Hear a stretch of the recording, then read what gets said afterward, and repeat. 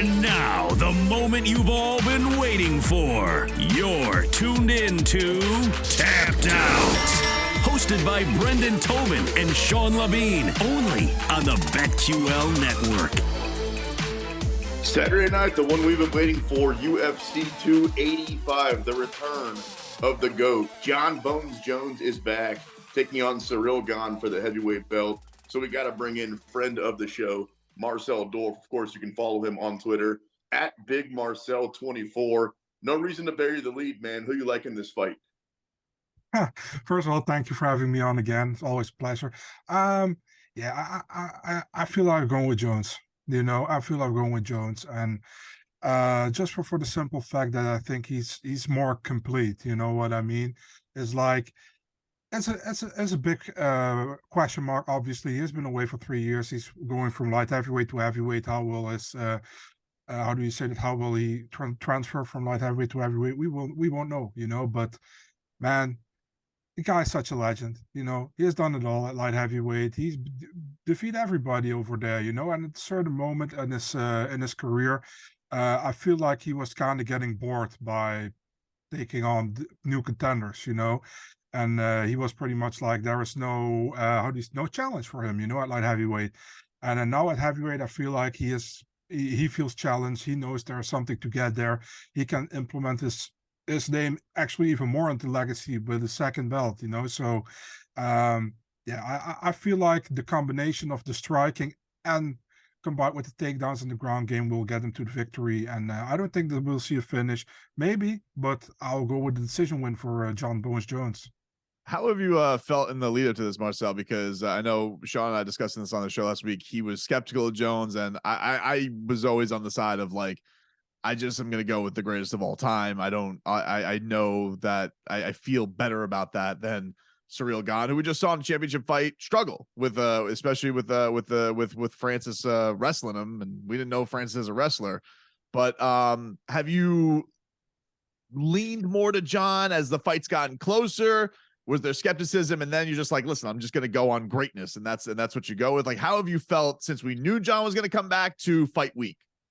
I honestly tell you, in the beginning, when I thought about Jones and Gane, I was more like maybe Gane, because Gane is more active, and it is a natural heavyweight, is very good at keeping distance, picking his shots. We saw he has a chin against Tai Tuivasa.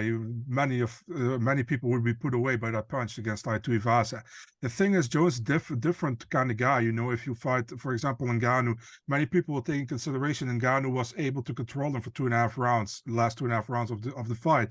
At the same time, Jon isn't the kind of guy who is like the strong top heavy wrestler, in my opinion. He's more technical on the ground, so it's a different fight than from Ngannou. But at the same time, I feel like Jon has more options on the ground, where Ngannou was pure on strength, keeping Ciryl down and winning the round, but besides then stopping him or knocking him out or submitting him, and that's what Gane said as well, man. He feels more like when I fight Jones, I have to be more watch out more for submissions or for getting punched if I'm on the ground. Than for Ngannou, was really trying to win the 3 rounds, to getting the decision win at that moment. So leading to the fight, I went more on Jones' side. I gotta tell you, in the beginning, like I said, when I was announced, I was more on Gane's side. But if you compare the two guys to each other, I feel like Jones has a high IQ level of a fighter, and I know Gane has as well, but Jones has more options, in my opinion, in this fight. And maybe I'm wrong, we will see, man, how far the fight goes, because maybe how further the fight goes, maybe Jon gets some cardio issues at heavyweight. We don't know that, for example, but I can say that because we haven't seen it. So for me, I have to go with the guy who I feel more comfortable with picking here, and that's Jones, because he got more options. He can mix in the takedowns, he can mix in his ground game, he can do the stand-up, but with stand-up will be actually different this time, because he doesn't have that huge reach advantage that he normally has at light heavyweight, which he also didn't have, for example, against Dominic Reyes or Thiago Santos, and he struggled a little bit more against the guys. So I'm really looking forward to this fight. There's a lot of question marks, but yeah, I'm still siding with Jones in this one. talking a little fighting here with Marcel Dorff on Tapped Out. Man, brilliant minds think alike. Like I was thinking exactly like you did. At first, I was like, "Oh, it's a long layoff for Jon, and Gane is younger and he's in great shape." And then the closer we get to the fight, I'm like, I feel a little bit more comfortable actually putting my money on Jon Jones. How much do you think Jon needs to win this particular fight to remain in everybody's eyes the greatest of all time? I'm asking a legacy question. What happens if he wins versus he loses?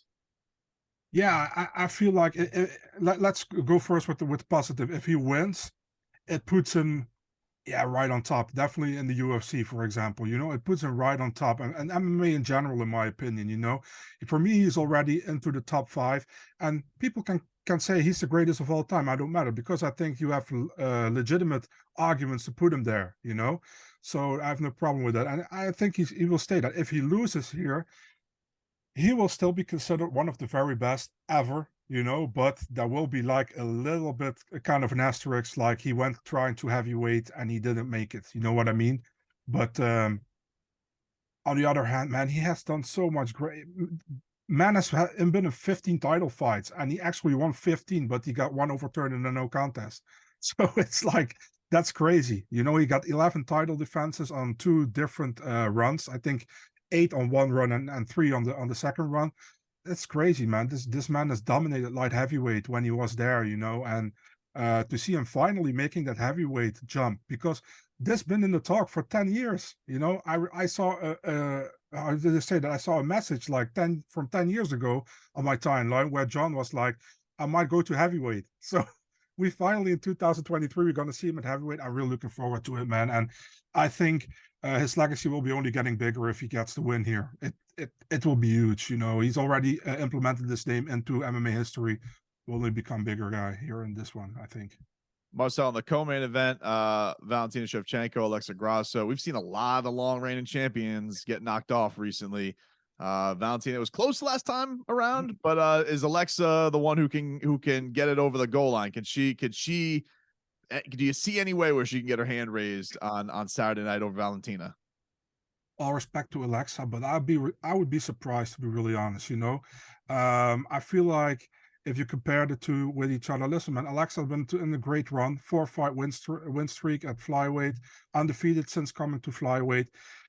But man, I mean, there is such a level gap between some of the girls and Valentina Shevchenko. And I think Grasso is a really fun fighter to watch. Her boxing is really good, and her ground game is getting better, but it's not at the level as a Valentina, for example. Although Valentina is more of a Muay Thai fighter as well, as of a ground fighter, but she's a combined mixed martial artist. You saw with Jessica Andrade when people say this can be difficult because maybe Jessica takes her to the ground.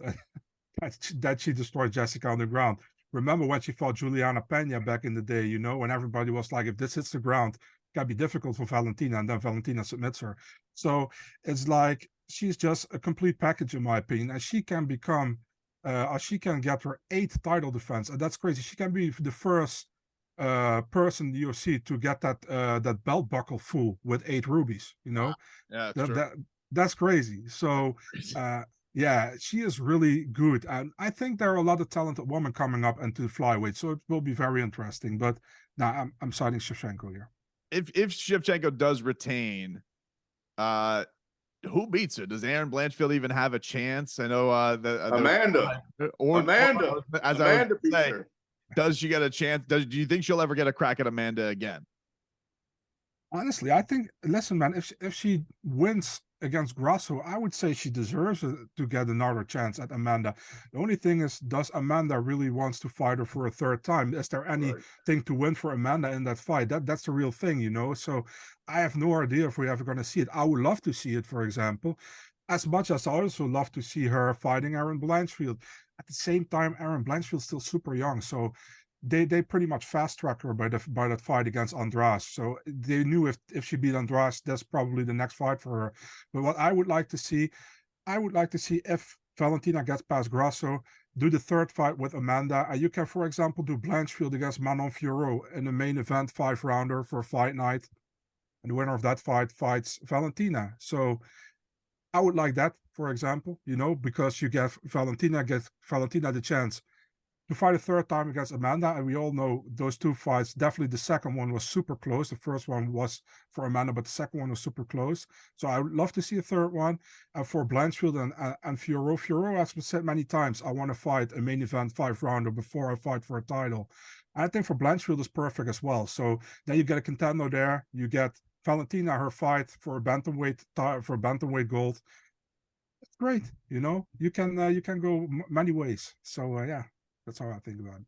Not that you asked, Marcel, but if we saw that fight, I think I got to take Valentina. It feels like she's got a little bit more gas left in the tank, a little bit more still want to than Amanda. We're talking a little fighting with Marcel Dorff. You can follow him on Twitter at BigMarcel24, as if he needs more Twitter followers. He's got like 1.5 billion of them already. Bo Nickel is coming on the show today. What do you think his ceiling is? I assume you're taking him on Saturday night. Bro, right now he's a minus 2,000. Listen, man, I mean, even my family members who don't know Bo Nickel will take him in this fight. I mean, it's like, yeah, easily I take him here, man. And there's no disrespect to Jamie Pickett, but Bo Nickel is such a big talent, man. We saw him in the Contender Series. He blasting to his opponent, Zach Borrego and Donovan Beard. He fought. And Donovan Beard is the CFFC champion, so he's a pretty good regional guy. And he just defeated him in 1 minute without any problem. So he's fighting Jamie Pickett here, opener of the pay-per-view, right? Perfect spot, man, for Bo Nickel. Can show his how good he is. And I think, to be honest, man, if he gets past Jamie Pickett easily, which I expect, to be honest, he should be getting already a step up against a top 15 guy in the division. That's how I see it. I think Bo Nickel is really good, And let's be honest, man, under the top 15, who do we see Bo Nickel lose against, man? I don't see it. He's that good, His ground game is that good. I think his striking is good as well, So I really want to see him getting that next step. And that's crazy because he's only 3-0 so far. So yeah, we'll see. But I'm high on him. I think he submits him in the first round. Yeah. Another prospect, who's not even really a prospect, he's just kind of like an unsung contender, is Shavkat Rakhmonov. He doesn't get like probably the hype that he should, Marcel, but like, what can people who haven't maybe gotten onto that hype train yet expect from him? And he's got he's taking on a durable guy in Jeff Neal, who's, certainly been around for a while. This fight was on, off, but if Rakhmonov goes out there and has his best night, like what, does Jeff Neal have any type of chance against him? I think Jeff Neal is getting better as well, So I think there will be a fun fight. But the thing is, man, Shavkat, I think he's 16-0 with eight subs and 8 knockouts. So dude is really good. I already liked him when he was an M1, when he went to the UFC, but he went a lot better actually, training at Kill Cliff. I mean, he's gotten significantly better, than he was even before. And fighting Neal, I think he has an advantage against Neal on the ground for sure, If you look at the stand-up, I think both guys can match each other in the stand-up. And the thing is with Jeff Neal on a good night is a very tough task for everybody to take. We saw it, for example, a couple of years ago against Bilal Muhammad. Jeff won that fight actually, and you see where Bilal is now. And Jeff has knockout power. We saw that before, so he can surprise here. I'm on Shavkat in this one because I'm really high on the dude. I think he's really good, but Jeff is a good fighter, so that's what intrigues me. This fight really is like, this can be an absolute banger if both guys fight to their potential and don't get knocked out or whatever or get stopped. This can be a fight of the night, man. That's how good this fight is actually, So I'm really looking forward to this. Like I said, I'm picking Shavkat here, but Jeff Neal can make it a tough fight. Definitely, it's a great test. This whole card is really good. UFC 285 on Saturday night. We're breaking it down top to bottom with Marcel Dorff here on Tapped Out. So let's say that you're stuck in Las Vegas and you're trying to, get a bus home. You got a little bit of money in your account. Who are you going to lay it down on Saturday night? Would you put it down on Matisse Gamrot, Jalen Turner? You can put it down on Cody Garbrandt or Trevin Jones, or Derek Brunson or Dracus Duplessis. You take your pick. Which one do you feel best about on Saturday night? I feel pretty good about Mateusz Gamrot, man, to be really honest. I think, for example, Jalen Turner has become really good in the UFC. legit guy, good on the ground, solid stand-up. But Mateusz Gamrot, man, I've been having my eyes on him for years. You know, in KSW was double champion. He's really good. His ground game is really technical, and his striking is really good as well, you know. And I think he has a ground advantage against Turner. You know, I think the striking will be difficult. You know, Turner is very long guy, very lanky guy, big guy for lightweight, you know. But on the ground, I favor Gamrot actually. So on those 3 fights, I'm definitely favoring Gamrot here in this fight, because the other 2 are really question marks to me. For example, you know, it's like, if I can talk about the other 2 fights you're just asking, Cody against Trevin, you know, Cody is like really a big question mark here, man. Does his chin hold up? And if his chin hold up, I think he's technically better than Trevin Jones. So I think he can get a decision win, but does his chin hold up? That's the whole issue, you know. If he gets hit on the chin, he can be getting knocked out. For Dricus du Plessis against Derek Brunson, we always see Dricus du Plessis in his fights get gassed after a certain amount of time, you know. And we saw that with Derek as well against Jared Cannonier, but I felt like he how do you say that? He punched himself pretty much out in the first round. He completely gassed himself out. But normally Derek has a good 3rd round, I feel like. And with Dricus it is, he should finish that fight. If he doesn't finish that fight, he can get in trouble in the later rounds, I feel like, you know. So for me, both of those fights are question marks, and I'm just very confident in Mateusz Gamrot to get this done. So that's why I would pick Gamrot out of the 3 fights. Marcel, spinning it back to the main event. John, let's say John wins. What do you think happens next? I mean, Francis is in Vegas. I imagine he's going to be in the building, even if he's not under contract. I think it'd be silly for him not to be there. Does John call out Francis and say, hey, let's get this on? And then Francis does have his triumphant return to the UFC? Because I don't know. I don't see this boxing stuff happening. I don't, being a boxer, I just don't see anything really steaming up there. Does he take on Stipe? Like, what do you think is the next path for Jon Jones after winning this fight? Yeah, I feel like the most obvious thing probably is fighting Stipe. You know, listen, man, we can get Francis maybe back, but the UFC has to pay a pretty big amount of money to get him back, I think, you know, and grant him some wishes. And we all know UFC is pretty proud, you know, and Francis is also proud, so they won't let it go, probably. They're like, they will stand by their thoughts, you know. So I would be shocked if he comes back, you know. And then, listen, man, if he comes back, it's pretty weird, you know, because now you have a title fight for the vacant title, and then he comes back. So actually, you're fighting like with the guy who was actually the champ, you know. So then it pretty much devalues this fight. It kind of feels like an interim title fight if he comes back, you know, if that happens, you know. But I would be surprised if that happens, but you never know, obviously. But I think the most obvious thing the UFC probably is going to do is put Stipe in there. That's what I think they're going to do. Let me give you my wacky one. All right. Okay, here we go. Buckle up. Gets his hand raised. He points over at the broadcast booth and says, DC, let's do it again. DC coming out of retirement and then do that one again. Imagine DC gonna interview him afterwards, and he's like, DC, should we do a 3rd time?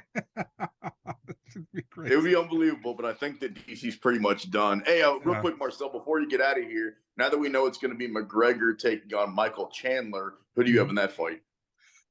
Yeah, that's difficult as well, man. And that's the really thing. Like Henry Hooft, who is Michael Chandler's coach at Killcliff, he always says to Michael, the KISS principle. Think about the KISS principle, and that's keep it simple, stupid. You know, and that means that he should actually wrestle in that fight against McGregor, because that's his basic and that's where he's good at, you know. But we all know Chandler loves to stand and bang, get into these crazy fights, you know, into these fight of the year contenders. He loves that. So what can we expect? You know, if there is always a possibility that Conor gets one good shot and knocks him out. There's a possibility. If Chandler fights a good fight and Conor fights a good fight, I think Chandler should be able to win the fight, because I feel like he's more overall a better fighter. You know, he can wrestle, he can do jiu-jitsu, he can fight, stand up, you know. And for Conor, it's really like keep the fight standing and try to knock him out, or to put on some combinations and to land a knockout punch at the end of it. That's pretty much how I see it, you know. But that's why we don't know. That's also why it's an intriguing fight, because it can go that way, it can go this way. I would take Chandler if you have to, if you ask me for a pick. but I can see it go both ways. Marcel Dorff, great information when it comes to fighting. You can follow him on Twitter at BigMarcel24. Enjoy the fights, man. It's finally here. Jon Jones is back. We'll do it again soon, man. Thanks so much. Thank you for having me, guys, and enjoy the fights as well on Saturday night. Thank you.